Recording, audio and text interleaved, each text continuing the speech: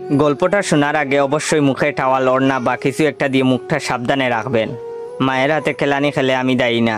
বল্টু হ উচ্চারণ করতে পারে না, হকে গো বলে ফেলে। ক্লাসে নতুন ম্যাডাম এসেছে, এবার পরিচয় পর্ব শুরু হলো।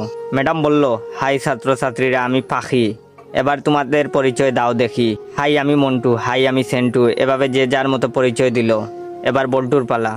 বল্টু বলল, গাই আমি বল্টু। ম্যাডাম বললেন, কি বললে হারামি? বল্টু বলল, গাই বললাম, আপনি আমাকে গাই বলেছেন, আমিও আপনাকে গাই বললাম। ম্যাডাম বললেন, কি তোর সাহস কি করে হলো আমাকে গাই বলতে? কে তোকে এসব বলতে বলেছে, বল আমাকে। বল্টু বলল, প্রধান শিক্ষক, তিনি বলেছেন ম্যাডাম এসে সবাইকে গাই বলবে, তোমরাও ম্যাডামকে গাই বলবে। বল্টুর কথা শুনে ম্যাডাম কাঁদা শুরু করলো। এমন সময় পাশের ঘর থেকে হেড স্যার আসলো। হেড স্যার আবার ক বলতে পারে না, ক কে প বলে ফেলে। হেড স্যার এসে বললেন, কি ব্যাপার ম্যাডাম, এভাবে পাচ্ছেন যে? প্রথম দিনেই ম্যাডাম রে এভাবে পাদানো হলো কেন? হেড স্যারের কথা শুনে ম্যাডাম আরো জুড়ে জুড়ে কাঁদা শুরু করলো।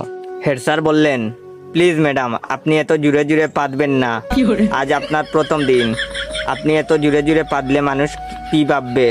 প্লিজ আস্তে আস্তে পাদুন, তাহলে আমরা ছাড়া আপনার পাদার শব্দ অন্যরা শুনতে পাবে না। হেড স্যারের কথা শুনে ম্যাডাম তো কাঁদতে কাঁদতে বেঞ্চের উপর শুয়ে পড়লো। এমন সময় টিওনো হাজির। টিওনো আবার শ বলতে পারে না, শকে ম বলে ফেলে। টিওনো, কি ব্যাপার ম্যাডাম, আপনি এখানে মুতলেন কেন? বেঞ্চের উপর মুতলে কি ভালো লাগবে? আপনার মুতার দরকার হলে আমাদের বলতে পারতেন, আমরা আপনাকে বিছানা তৈরি করে দিতাম, বিছানায় আপনি আরামে মুততে পারতেন। এমন সময় শিক্ষামন্ত্রী হাজির। শিক্ষামন্ত্রী আবার উপরের সবগুলো সমস্যা বিদ্যমান। শিক্ষামন্ত্রীকে যে যার মতো ঘটনা খুলে বলল। বল্টু বলল, আমি ম্যাডামকে গাই বলেছি। হেড স্যার বললেন, আমি ম্যাডামরে আসতে পারতে বলেছি।